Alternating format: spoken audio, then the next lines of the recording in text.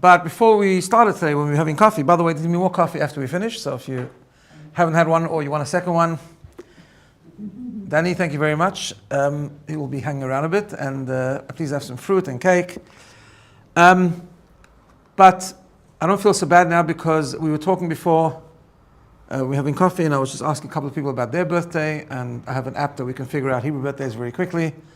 And so I'm now sharing the celebration with Mandy, who has a very special birthday tonight. She thought it was a few weeks ago, but the real birthday's tonight. Other birthdays somewhere, I don't know when it is, but when is it? A few weeks, right? So lots of mazel and bracha, and only good things. So my birthday is actually not today. My birthday is the 6th of Tammuz, which is this Sunday. But we always mark it on Thursdays, so that's how we do it. But today is a very special day, and that's why every year I try to connect sort of my birthday experience with the 3rd of Tammuz, which is today. And it's the yahrzeit, it's the passing of the Lubavitcher Rebbe, who I had a very strong connection with. When I say a strong connection, he was a world leader, but I was one of his hundreds and thousands of followers. But I was in his yeshiva. I studied for a number of years in 770, where he worked from, and he studied and spoke. So I thought that what I would do today, and he spoke a lot about the concept of birthday, as I said. So today it's 32 years since he passed away. And since I was dedicating this to my birthday, which is Sunday, so I thought what I'd do today is share something personal. Not embellish it, but extrapolate a bit with other stories and concepts. But I want to share with you a private audience that I had with the Rebbe when I was 13 years old. I'll give you the context so you understand. So the Rebbe was a huge leader. He was a global leader, an unbelievable scholar, a teacher, a guide, a tzaddik, a holy person. There's hundreds of stories that I could tell you about that. And was connected he loved Jews, bottom line. Like he go to the nth degree to help people, to inspire people, to guide people, always loving them, always embracing them, always accepting them the way they are, but at the same time pushing them to grow. Growth was a big thing by them. In fact, someone just asked me before, what's the one thing that I wish on my birthday? And I had to think, that's an interesting question. Actually, it was a clever question. And I thought about it and I said, growth. Growth can be in different areas, but I think growth is like and he would speak about that concept on a birthday. One should reflect and also reflect on how one can grow more, right? In their own journey, in their own becoming a better person, more spiritual person, godly person, and so on. So, the Rebbe was the 7th Chabad Rebbe. So Chabad is a movement that's around for like 250 years. And the Rebbe was the 7th Rebbe. It started from Shnei Zalman of Ladi, who was the first Chabad Rebbe, the author of the Tanya. And the Rebbe was the 7th Rebbe. He was related to, but also the son-in-law of the previous Rebbe.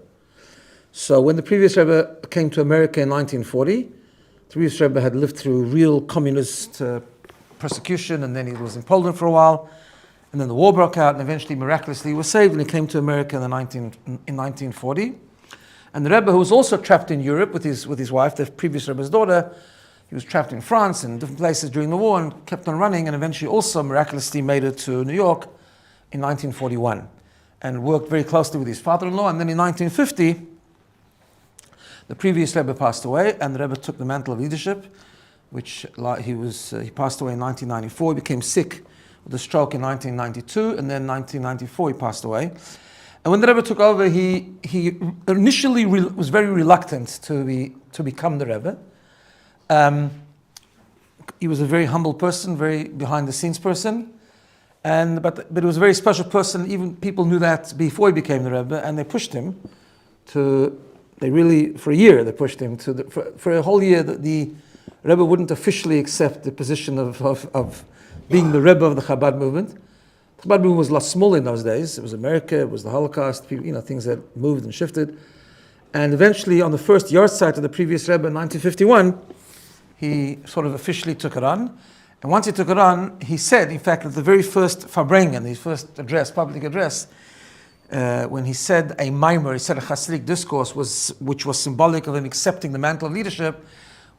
All the Hasidim were so happy afterwards, and they have a Rebbe, they have a new Rebbe. And then he stopped everyone and said, now listen, he says, you have to understand how it works. I'm not going to do this alone. And I'm going to drive you hard, basically. He didn't say those words, I'm paraphrasing. He said, I'm going to work you hard, and I'm going to push you, and we're going to do this together, right? And one of his focuses, of course, don't forget, 1950 wasn't that long after the Holocaust, and the Jewish world was in a state of real brokenness and needed rebuilding. And he took it upon himself to be involved in the rebuilding of Judaism, essentially, in America and other places all over the world, right?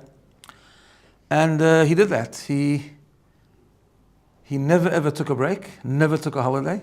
Literally, he was in his office 7 days a week, including Shabbos, because Shabbos he would teach and talk and inspire. And he was a person that, even other tzaddikim and even his father-in-law took a break, or whatever it means, a break. They would go sometimes to other places to rest, away from the community. The Rebbe never ever did that, and just kept on working and working every day to build up Judaism, to strengthen Yiddishkeit, to inspire people, to teach people, and to reach out. And one of the things, of course, as we know, he built up this campaign of sending people all over the world, right? Which is why I landed in Australia. Only because when I got married, it was very clear to me and to my wife that we need to go somewhere to teach, to spread Judaism, to connect with people. And the Australian connection happened because I was here as a student and they were looking for someone and the whole story. So that's how I landed up in Australia. So everything I do in Australia, I hope I've done something, is really credit to this concept, the concept of what he called shlichut. Now, one of the customs among Chabad Rebbes from the beginning was this concept called yechidut. Yechidut means that apart from publicly speaking and answering letters, and when you had a question, you'd write in a note and sometimes you would answer or give a blessing, whatever the case was, but also this concept that Hasidim would have the opportunity from time to time to have a private audience with the Rebbe. And that was considered one of the most special things in Chabad tradition. It wasn't only Hasidim, it was everyone, all kinds of people came. And that was like considered the deepest connection when you go one-on-one sort of with the Rebbe and you would ask for a bracha, whatever the case was. It was considered very, very special. Now that went on, the Rebbe did that. That used to happen, the way it used to happen was, I'm just giving you a bit of context when I sort of get into my story, but that would happen at night, like a couple of times a week. The Rebbe would start somewhere in the night, I think 8 o'clock or something, 9 o'clock, and it would go through the night. And sometimes your slot could be 2 o'clock in the morning, 3 o'clock in the morning. That was the custom. In fact, you never knew when your slot would be. The secretaries would give you like an approximate time, but they had no idea of how long each thing would take. Sometimes the Rebbe would keep someone longer. So you just waited. People would come. They would say Tehillim, men, women, whatever it was, and then your chance came. Now that stopped after a while because it stopped in the early 80s. It stopped in the early 80s because it was impossible. It became much too much. The movement grew to such an extent that private audiences became, and the Rebbe was a little bit older and his health was, although he was still very strong, but so that kind of stopped. But instead, the Rebbe started the famous, in order still to have that private connection, the Rebbe started that famous Sunday dollars. For those that don't know, the Sunday dollars was a thing where every Sunday the Rebbe would come out and the people would queue up, and he would give each person $1 for a blessing, but the point of the dollar was to give it to tzedakah, right? Or something in its place. I mean, no one gave the actual dollar away, they used to keep him, but they replaced with another $1 or more, whatever, and give it to charity, which was a concept that Rebbe had in general, that when two Jews meet, there has to be a benefit for a third person. That was his motto. So that was the idea. You meet someone, something has to come out of it for another person. So that was the concept of the dollar. Sometimes he would give an extra $1, sometimes for extra bracha or for other people, whatever the case was. And this would go on every Sunday. The Rebbe would come out sometime in the morning or midday and go for hours. Like it would go sometimes 5 hours, 6 hours. Thousands and thousands of people would file past.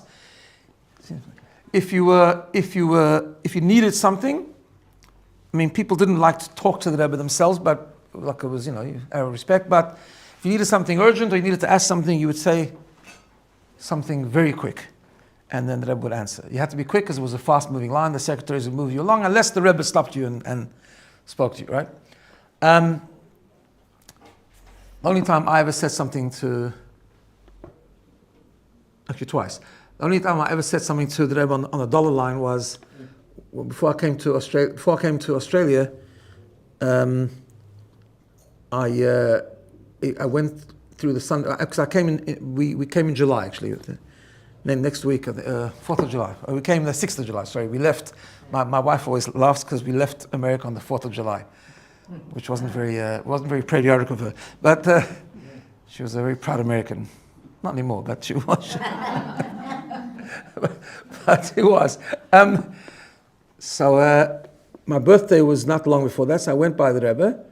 And I remember that time my birthday was Tuesday, and I was very nervous, but I quickly said to the Rebbe, I have a birthday on Tuesday, and the Rebbe gave me an extra $1 with a bracha, and it was very beautiful.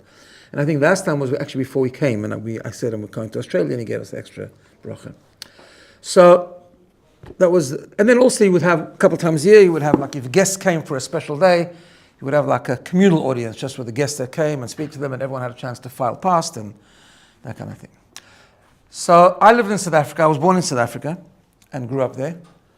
And my grandfather, who was Rabbi Alloy, one of the well-known rabbis in South Africa, he was a lovely grandfather, an amazing person. And he gave us a bar mitzvah present, my older brother, and then myself, and then my younger brother. And for my bar mitzvah, he took me to see the Rebbe. He took me on a whole overseas trip, actually, always.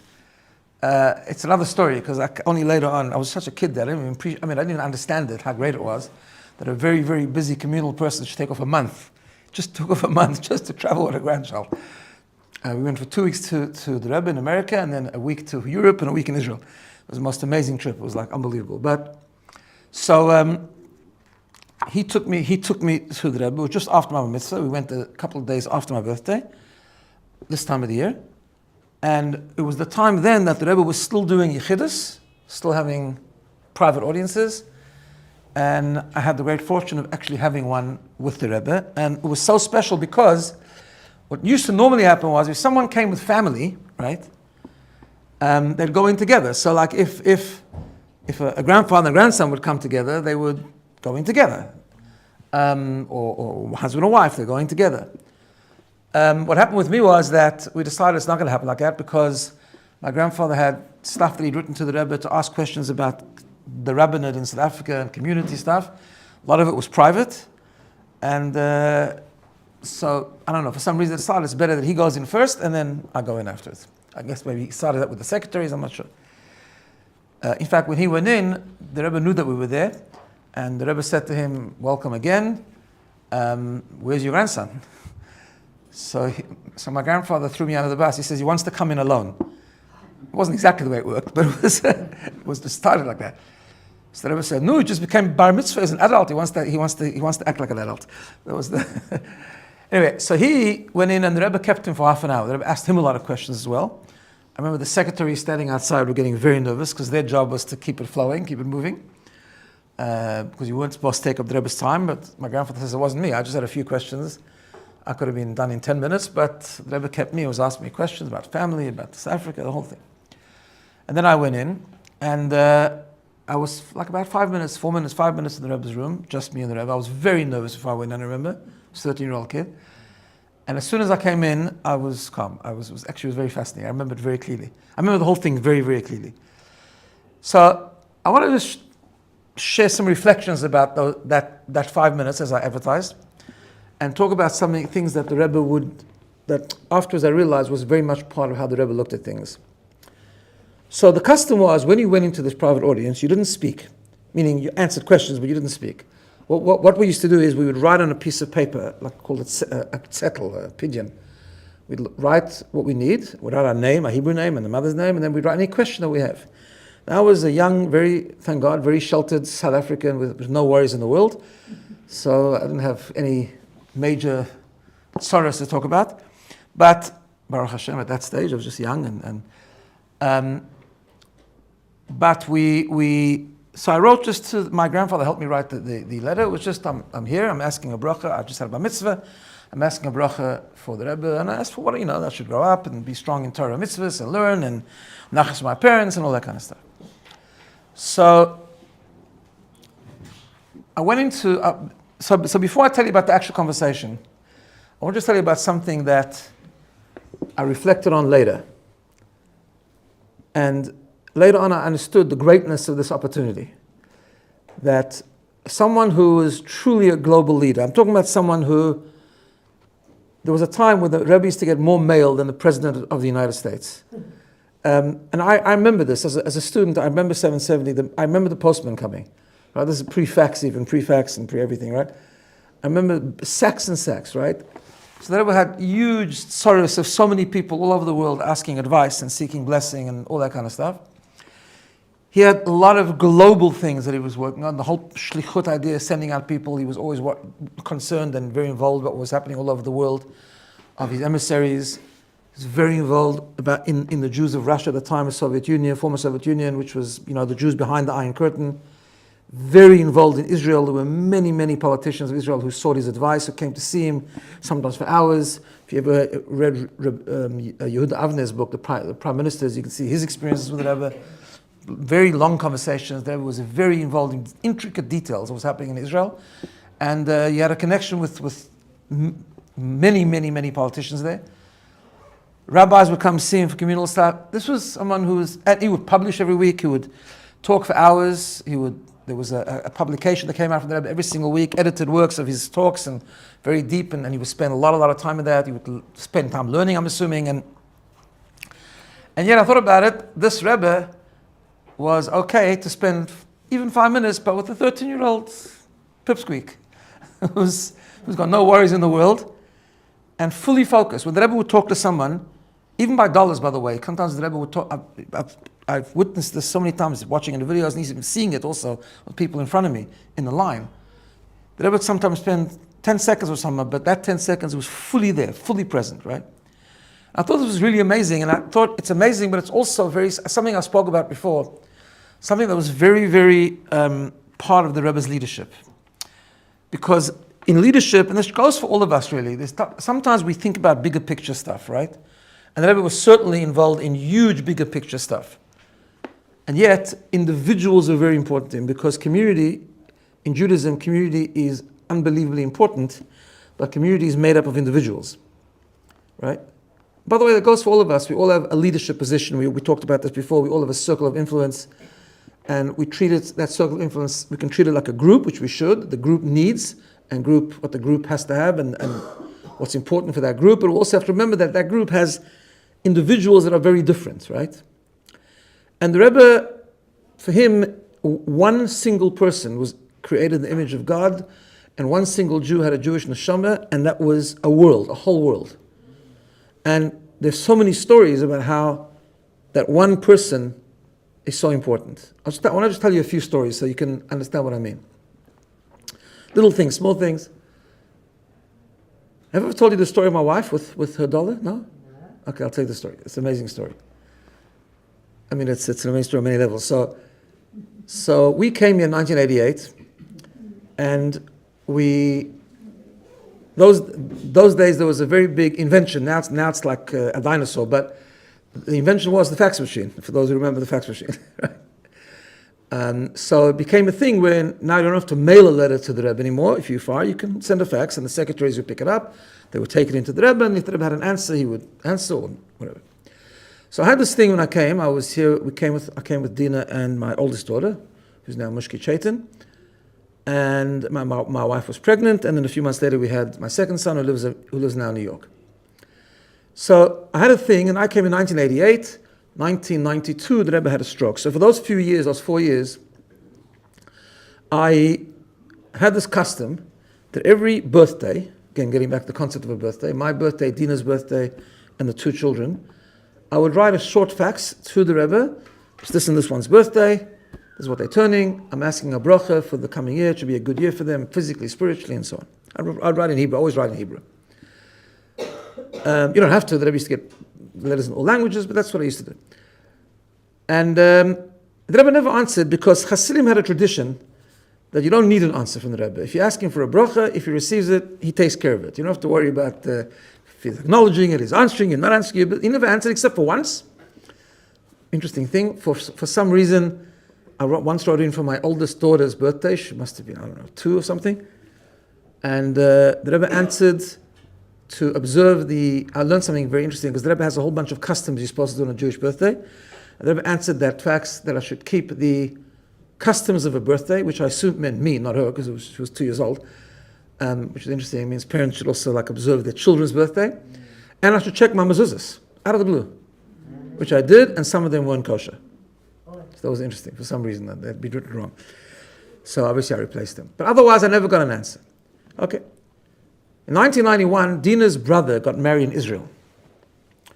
And she went to the wedding I was the principal of a boys' high school at the time, and it just was the time I just couldn't go, and we had just gone a few months before. And so she went with our 2 kids, young kids. She went via America and to see her family and to see the Rebbe, and then was off to Israel.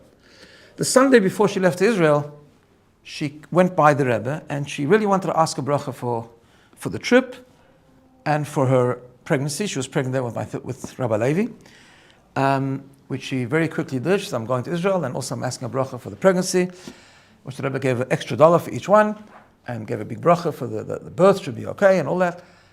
And then my son, my oldest son, in other words, his birthday was a couple of weeks to go. His birthday just before Pesach. This was like 3 weeks, I think, on the 6th of Nisan.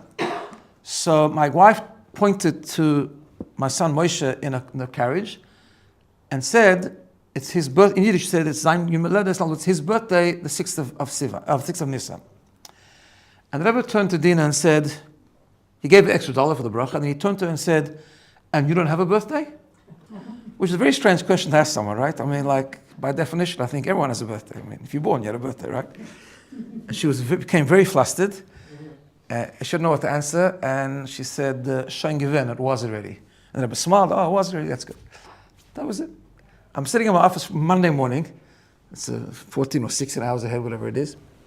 And Dina calls me, she says, this is like a funny, very strange story. I went by the Rebbe for $. I got a bracha for Moshe's birthday. And then the Rebbe asked me this question, which I subsequently saw, because they videoed all these $, and I got the video and I saw it. And I don't know what it means, because we had a tradition, if the Rebbe asks you something about $, there's something in it, right? It's like you wouldn't just randomly ask questions. There was always a purpose.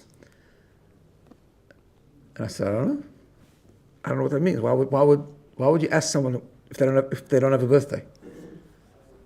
And I put down the phone, and it just was on my mind, and suddenly it clicked. Because Dina's birthday was a few weeks before she was there, and it was the first time since I got to Australia that I forgot to write a fax. I didn't notify the Rebbe about her birthday, and the Rebbe noticed. Thousands and thousands of letters, thousands and thousands of thousands. Oh, there she is. Thousands and thousands of. It's unbelievable. But why was that important? Besides the greatness of it and remembering and understanding and then picking it up, the one person didn't write for the. And he never answered me. That's. He never acknowledged my fact, which was fine, because I mean we have a tradition. It didn't matter. The blessing was there. But it was like asking, you don't have a birthday? Like, I didn't hear from you this year. Like, what happened? So, but it also goes back to the power of an individual. I want to tell you 2 more stories and then get on to the actual conversation. The one is, so I told you that when the private audiences stopped, the Rebbe used to have this thing where if a bunch of guests came for a special day, like a yontif or whatever, afterwards he would, in the big shul, he would come and he would speak to the guests as a general bracha, rather than having private audiences. And after that, they would file by the Rebbe, everyone, the men, the women, and they would each give the Rebbe a note, like asking a bracha what they want. The Rebbe would take it, didn't read it then, he would take it away, and would give each person a bracha, a $1 for tzedakah, that's what it was. So one time there was this communal yechidut, as we call it, and a family went in, and one father, he went in with a very young son, a 2-year-old son or something. And he wanted to make sure the kid keeps quiet during the Rebbe's talk. So he gave him a pen and a piece of paper to draw, to scribble. And it worked, scribbling that. And the Rebbe spoke for a while, then the Rebbe came to the end of the talk, and everyone went into line to give their note and to receive a $1.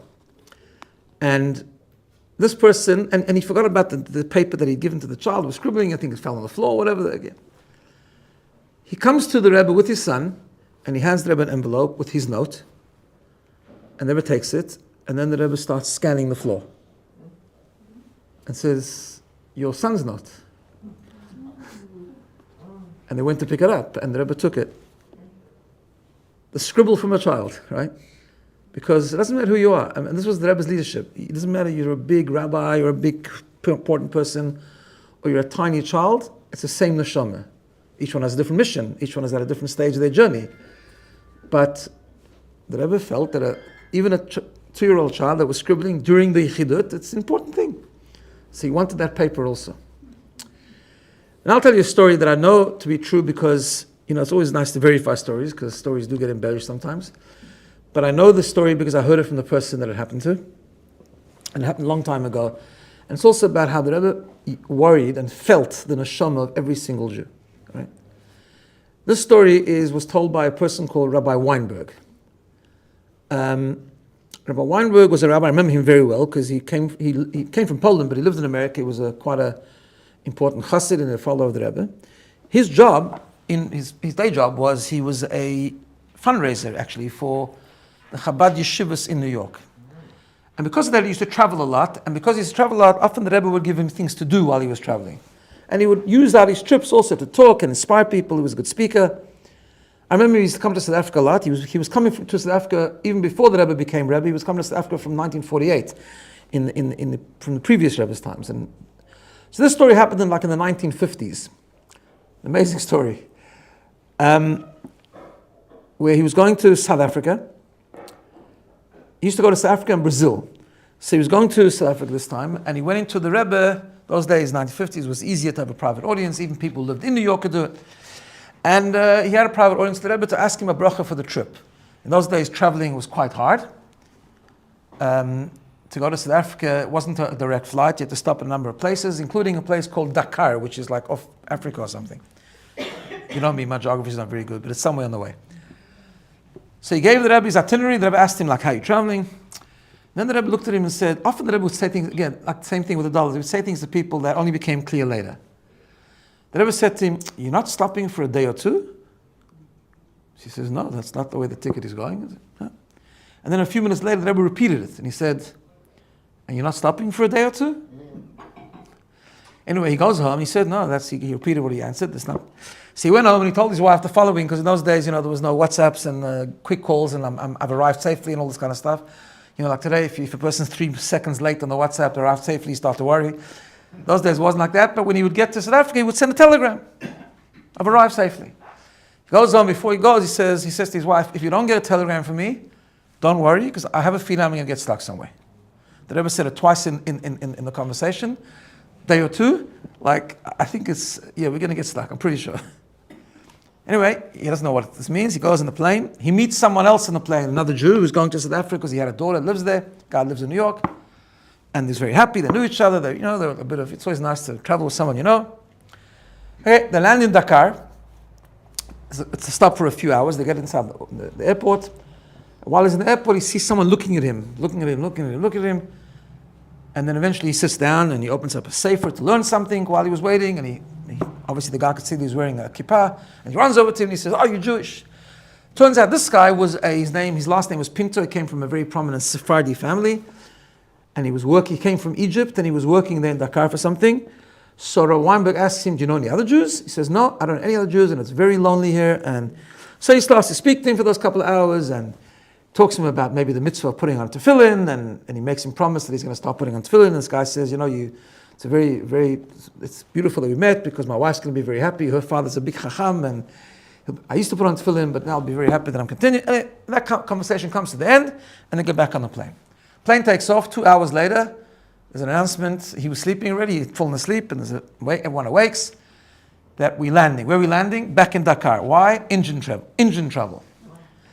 Okay, they land, and before they disembark, the captain comes on this loudspeaker. He apologizes profusely. He has bad news because the one engine sort of kaput, the other one wasn't working that way either, and they have to wait for a part from England. They have to send a plane, and it's got to come from England, so it's going to take 2 days. Okay, he realizes, okay, 2 days. Then he said, when he tells the story, I just heard him tell the story recently. I listened to a recording of him telling the story. So this Lenger, the other guy that was traveling with, comes over to him, all worried. He says, panicked. He says, 2 days can mean 4 days, it can mean a few days. And then we're going to get stuck here on Shabbat. And where are we going to find stuff for Shabbat in Dakar? I mean, he starts panicking. So he turns to this guy and he says, we're not getting stuck here more than 2 days. I'm telling you. I know. He says, how do you know? He says, before I left, the Rebbe asked me that question twice. You're not stopping over for 1 or 2 days? So I'm telling you, it's not going to take more than 2 days. It's going to be on time. You have nothing to worry about. Okay? So they check into a hotel. So he decides he's here. He's obviously a purpose, especially that the Rebbe had mentioned this. So there's a mission, right? The mission is he's got to find a Jew. He comes out. They spoke French then. I think he doesn't know a word of French, but he knew a little bit of Portuguese. So he found someone. He overheard someone talking Portuguese. So he goes up to him and says, "Excuse me," in Portuguese. He says, "Are there any Jews around here?" So the guy says, "Yeah." As a matter of fact, yeah. And he points to a store. Points to a store where it's a Jewish-owned business. He goes there and there's one guy there. He says, "This is your store?" He says, "No, it's my uncle's. It's a family thing, but we're here also from Egypt." And he starts talking to him, and then Rabbi Weinberg says to him, "Are there any other families here?" He says, "Yes, there's 4 Jewish families here. In the town, there's 4 Jewish families. Very lonely, very forsaken almost, but we're here and we make do." So he says, "Look, let's meet them." So he makes a whole thing that night, meets all the families, but mostly over the next 2 days he spent time with this one guy, a single guy that he'd met there, the nephew of the person that owned the business. And they talked about Yiddishkeit, and they talked about maybe having things to learn, maybe he can send them things in French. He talked about tefillin, he said he can send them some mezuzah, some tefillin. And it was an amazing 4 days. Part of those 4 days was he spoke to this guy very strongly about marrying Jewish. And the guy promised him, he says, "Yeah, you can't find anyone here in Dakar. I'm going to go to France and find a Jewish girl," right? Okay. When he comes to South Africa, and 2 days later, not delayed, 2 days, he gets on the plane and they go to South Africa. When he came to South Africa, he right away wrote a letter to the Rebbe to report on what happened. And then the Rebbe right away activated his office to start sending material to them. Before Pesach, the Rebbe's secretary calls him up and says, the Rebbe wants to send matzah out to Dakar, so they should have matzah for Pesach. And there was a lot of contact. Later on, a number of months, then he eventually he arranged some people to travel there for Rosh Hashanah, so they should have a minyan. And then some of them wrote a letter to the Rebbe, which the Rebbe then sent out to Rabbi Weinberg. You should see it, thanking the Rebbe, and because he spoke to them about the Rebbe, and he told them the whole story, how wise in Dakar, the Rebbe sort of predicted he's going to be there. And they wrote like they just couldn't believe it that someone in New York is worrying about Jews in Dakar and selling them matzah and then making sure there's a minyan for Rosh Hashanah, and like the Rebbe's, like he doesn't anything else to do, like a couple of families in Dakar. And then what happened was, a number of months later, Rabbi Weinberg was again going to South Africa. So he went into the Rebbe's room and he asked for a bracha. The Rebbe said, "How are you going this time?" He said, "I'm going through Brazil, because I'm going to Brazil first, and from Brazil I'm going to South Africa." So the Rebbe smiled and he says, "No, from Brazil to South Africa, you could stop a couple of days in Dakar." And then the Rebbe smiled and he says, "It doesn't always have to be because of engine trouble. You can do it, you can choose to do it this time." Which, by the way, is a good lesson. It's a good lesson anyway. Sometimes we do things in response to a crisis. You don't have to. You can do good things when there's no crisis, right? You can. Eventually, just and the story is getting late. Eventually, actually, they became very connected. This one guy that he's talked to and he spent a lot of time with ended up going to France. He ended up meeting someone. He married. He set up a family. He ended up connecting with a Chabad emissary in Morocco, Rabbi Label Ruskin. And the last Rabbi Weinberg heard about him was that he was a full-fledged Chabad Chassid and completely involved and engaged, and that was all because there's many, many stories like this. But I just want to bring back to that thing about the individual, right? That the individual is important. Why do I reflect on all this? Because I spent a lot of time on this. Anyway, we'll get through all. So, because I reflect on this power that the Rebbe was, to him, any individual was important. Any Jewish soul was important, and therefore spending time inspiring a 13-year-old boy was also incredibly important. So when I gave my note to the Rebbe looked up at me. The first question he asked me was, which had nothing to do with my note, he said to me, "What are you learning? Like what part of the Talmud are you learning?" He asked me in Yiddish. So I said what I was learning, and then he said to me, when you learn, do you translate? He asked me in Yiddish, and I understood Yiddish. Yeah, he said, do you learn in English or in Yiddish? In other words, how do you translate? So I said in English. So I was going to school that the language spoken there was English. So the whole audience turned to English. He switched to English and he spoke to me in English. But that question made a tremendous impact on me because I thought about it a lot over the years. And I don't think it was a question just for them. One of the things the Rebbe was very focused on, which sometimes when people write about the Rebbe, they forget this part. They talk about the Rebbe's outreach and the mitzvah campaigns and the love for the fellow Jew and all this kind of stuff, right? There's also a whole other side to the Rebbe, that was scholarship and the emphasis and the importance of learning, the importance of engaging in Jewish education, not only for children, but for adults as well. I made BINA because of that question. In other words, I saw it was as an internal question. The importance of a Jew always saying, I go to this shir, or I learn this book, or I am engaged in this form of Jewish learning. Because we know this, and I'm sure I've shared this with you before, we know that from Jewish history. We've gone through many stages of Jewish history. We've had the temple, and then we didn't have the temple. Then we had the second temple, and then was that destroyed. Then we were in Rome, and we were in this place and that place, and now we're all over the place. So, and we had good times and bad times. We had times that it was good for the Jews, like in Spain for a short time, and then times it was terrible for us. Since the Jews stood at Mount Sinai only over 3,300 years ago, there's one constant. There's only one thing that has been absolutely constant, and that is the need to learn, the need to study. Torah centers, shiurim, chavrusis, Talmud, whatever it was, studying was always the key. In fact, this was after the second temple was destroyed. Sorry, before the second temple was destroyed. I'm sure I've told you the story before, where Vespasian became the emperor, and Vespasian was a general, and one of the great sages managed to get an audience with him. And the whole story the Talmud says, but he asked him, he says, what do you want from me? He says, I want you to save the yeshiva.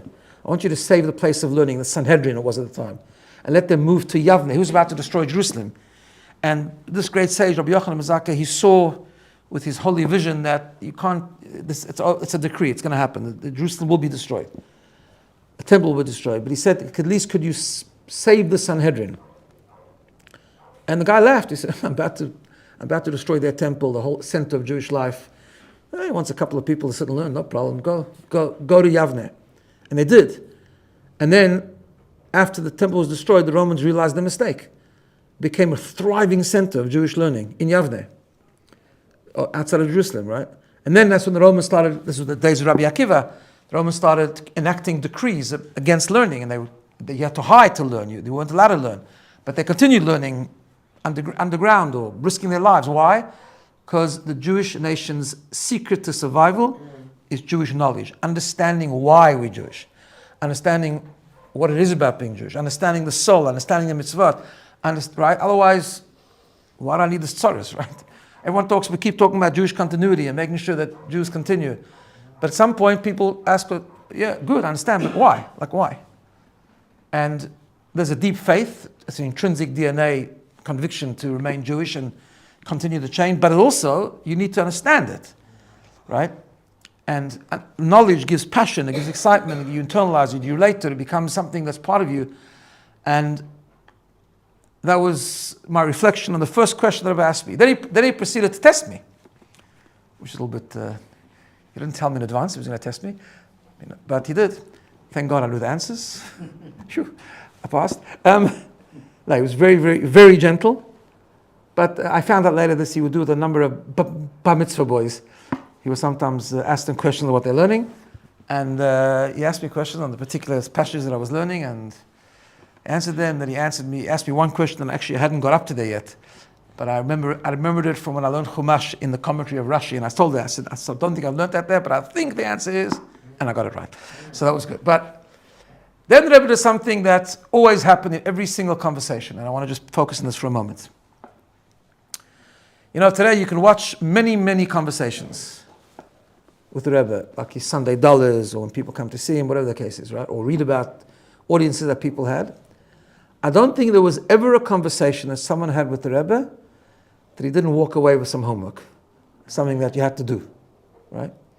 Because what people often forget, people often talk about how they stood in front of the Rebbe, they never felt judged, the Rebbe accepted every Jew wherever they were. That is true. Never judged someone. And he never pushed someone out of judgment. But he did push people all the time. He was actually a very demanding Rebbe. Very. I don't think it doesn't matter what levels of observance, it doesn't make a difference. Wherever you came to the Rebbe, so like, I'll give you a couple of examples. I remember watching, I do this often, it's very inspiring. I watched someone go by the Rebbe on a Sunday, and it was a person, a rabbi in Israel, whose grandfather had written stuff on the Chumash but never published it. So he decided to edit it and publish it, and he was all happy with himself. And he comes to the Rebbe and he says, I've just published the first volume, Bereshit, Genesis, all the commentaries of my grandfather. It's very beautiful. And he gave a copy to the Rebbe. The Rebbe said, thank you very much. Gave him an extra brach, gave him an extra $1. And then right away, turns to the person and says, and what's about the next volumes? And this guy was planning, it was a big job. I'm going to take a break now for a few years. He says, no, what do you mean? Bereshit, now there's Shmot, Exodus, and then there's Vayikra, and there's Bamidbar, Dvarim, right? And the Rebbe takes out $4. He says, this is for the second, this is for the third, this is for the fourth, this is for the fifth. You got no choice, right? Everything like it. Doesn't matter who you were. It's always like, always pushing people to do more. What does it mean? Because he never demanded from people to do things out of judgment. He demanded because he saw the real person. The reason why he was so embracing and welcoming is because when the Rebbe saw a Jew, he didn't see who he or she was. He saw the neshama. He just looked at the neshama. That was obvious. He looked at, you're a Yid. But when he saw through, even it could be a person that's really very complicated or failing, a person who made many mistakes, whatever the case is. But he saw a soul. And when he saw the soul, he saw what kind of potential that soul has. The infinite godly power that's in that soul. And the automatic flow on for that would be, no, you can do so much more. You can grow. When then we spoke about birthdays, he would say that every birthday a person has to, he talk about growth all the time. And every birthday he would say how a person, one of the things you have to do on a birthday is to reflect and take something new on. Make a resolution, something. Become a better person, a more spiritual person, a kinder person, a godly person, whatever. But grow. Right? It was all about growth. So once he'd asked me what I learned, and I'd pass the test, he says, okay, now do you learn Chassidut from time to time, he said to me. Right? Do you learn Chassidut? Chassidut is the mystical part of Torah, right? Which in Chabad is a very, very important part. It was something that came down the generations from the Arizal and then the Baal Shem Tov, and the Rebbe held that our generation is incredibly important to understand the mystical meanings of the mitzvot, of Torah, of God. And he asked me if I learned that from time to time, which I wasn't at the time, actually. So that was my homework. So the Rebbe said, now's the time. By the time I got back to South Africa, there was a rabbi who had been designated by my father to learn with me once a week, and the journey, and now I teach a lot of Chassidut, but that's started then when the Rebbe said, you need to start, and that was the homework for the thing. And then, finally, what he did was, he gave me, as you always do, because he had the philosophy, as I said before, that when two people meet, something good has to come for someone else. So I'm not sure about this number, but he gave me $4, and he gave me a beautiful blessing, all the things I've written in my note, plus more, it was a beautiful, beautiful blessing. We're also focused on learning. You should grow and you should succeed in your learning and the mitzvot and give nachas to your parents and so on and so forth. And then he gave me $4 and said, when I come to South Africa, I should give the value in the currency of South Africa, give it to charity. And this was a thing that I was very, very, very focused on. In fact, I want to just highlight it a little bit because, nowadays it's hard because we're becoming a bit of a cashless society, but the Rebbe had this big campaign that every person, whether it's in a house, in an office, should have a tzedakah box, a pushka. Why? It wasn't just about philanthropy, it was about the action of giving. Because I spoke before about the Rebbe's scholarship, but at the same time, he was also very, very focused about the power of an action. The power of helping another person, the power of doing one mitzvah. The Rebbe would always say when he started the mitzvah campaigns, and there were those that criticized the Rebbe, the tefillin, mezuzah, Shabbos candles, right? There was a 10-point mitzvah plan, and some people criticized the Rebbe saying, what's the point, these young students that go out in the street and they ask a Jew if they want to, they give a woman a Shabbos candle, or they give someone a one-time to put on tefillin, and they would say, the person's going back to his regular life, he's not engaging, he's not you're not going to make him more engaged Jew. One-time mitzvah, you never see him again, he never sees you again. First of all, it's not true, because there's so many stories about how one mitzvah led to so much more, but even if it doesn't, the Rebbe said it so many times so clearly, it doesn't matter. Because a mitzvah that you do is a power of an action, is eternal. And the Rebbe would say once, I remember one Purim, there's a recording of it, I wasn't born yet, but the Rebbe said, when a Yid does one mitzvah, just one time, the amount of joy that it brings God and the power and the impact of that mitzvah for eternity is so much. You never can undo a person can never do anything good, but if he does one mitzvah, that's like such a big thing. And when it comes to tzedakah, that was very, very into this always about the idea of, he would tell people to have a tzedakah box in their homes, and sometimes even babies. The Rebbe would ask that people should take young babies and put money in their hand and like make them give tzedakah, because train a person to give, just the power of giving, power of action. So therefore, every time a person had a yichidut, a private audience, that would always be the case. And he told me that I should give with tzedakah, and then he gave me another short bracha. I should always hear good news, and that was the end of the audience. And it was just a most amazing, impactful thing. I'll just end with one little small thing. That when we left New York, so at that time there was a little bit of a custom. There were people who came to New York, and then they would leave. They came to visit the Rebbe, they would leave. There was a spot just outside. There was two shuls in 770, a small one upstairs and a big one downstairs. And during the week, the Rebbe would daven the afternoon services, the mincha as it's called. He would daven in that small shul. And just near there was like an elevator. We should go upstairs to 770 to go. And there was like a sign. If someone stood next to the elevator when the Rebbe came out of the mincha services, it was like a sign that person was leaving. He was going on a trip. And very often the Rebbe would just stop and say, have a good trip. And the normal line that the Rebbe would say, he would say, Forgesund to hate, which means travel well, travel safely, and we should always hear good news. So the day we left, which was a few days after that audience, we also stood there after mincha to get the Rebbe's final bracha for a good trip. And the Rebbe came out and he turned to my grandfather, gave the standard blessing, and he said, Forgesund to hate, travel well, and we should always hear good news. And then he turned to me and he said, Forgesund to hate, travel well, and you should excel in your learning. It was like a very unusual blessing. So the Rebbe's brachas, I'm still working on it to be fulfilled properly. Never too late. We can always keep learning, and hopefully it'll be properly fulfilled one day. But we're trying. But it just highlighted me the Rebbe's emphasis about the importance of learning and studying, and that ended up being my mission about establishing BINA, which is so that was my it was very impactful. 5 minutes, but such an impact, and I've never forgotten. And it's absolutely clear with me all the years. I actually wrote it down I typed it up actually when I came home. I wrote it down right away, and then interesting. I'll tell you one more thing.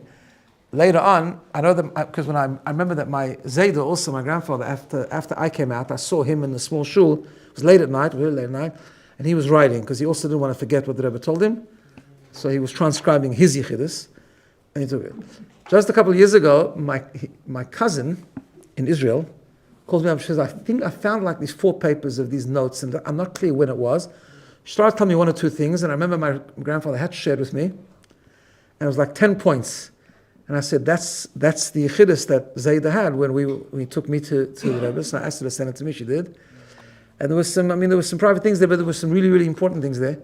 One of the things, I'll just mention this because the power of a mitzvah. One of the campaigns that Rebbe made, especially at that time, it just had started, was the power of lighting Shabbat candles. And in fact, it was an interesting little story that happened when my grandfather was there for that half an hour. My sister was the latest grandchild at the time. I'm 10 years older than her. She was 3. And my grandfather was a bit Hamish with the Rebbe. Normal Hasidim wouldn't do this, but he showed the Rebbe a picture of her. And he wanted to give the Rebbe a picture of my younger sister. So that he had 2 pictures, so the Rebbe could choose one. So the Rebbe looked at the picture and said, "Sie ben shlich," she's lighting candles every Friday. And then it was a big campaign. The Rebbe started a huge campaign about even young girls lighting candles.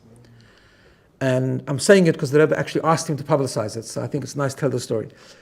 So my grandfather said to the Rebbe, he wants to ask the Rebbe, he doesn't understand the campaign.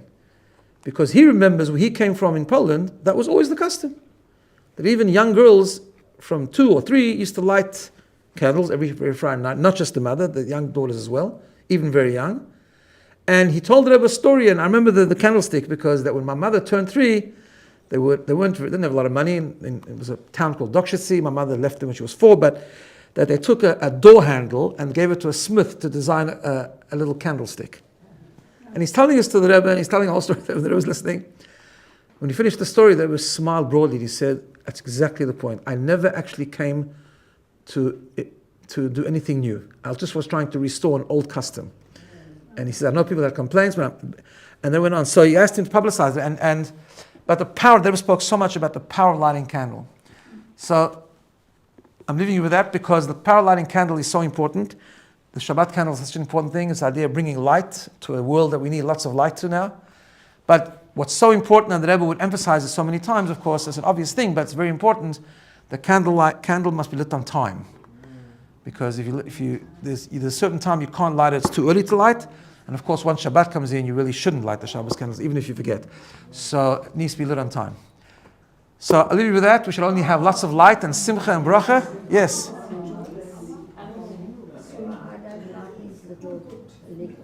Yeah, you can light electricals. Yeah. But it's good. I have a dollar. I was given a dollar a couple of years ago. I think it was given to me for a tour, and I was told to keep it. I've got two questions. First of all, what should one do in the merit of a dollar that's given to you second-hand? And secondly, a couple of days ago, somebody asked me the source of the dollars that the rabbi gave. So the source is a Gemara, actually. It's a Talmud. It says if a tzaddik gives you a coin, it's a bracha. What you do with it, I think if you receive a dollar, you give another dollar to tzedakah. That's the idea. So at least. Tzedakah, yeah, for sure. And what is the source of it? It's in the Talmud. I don't remember exactly the source, the page, but it's in the Talmud. No,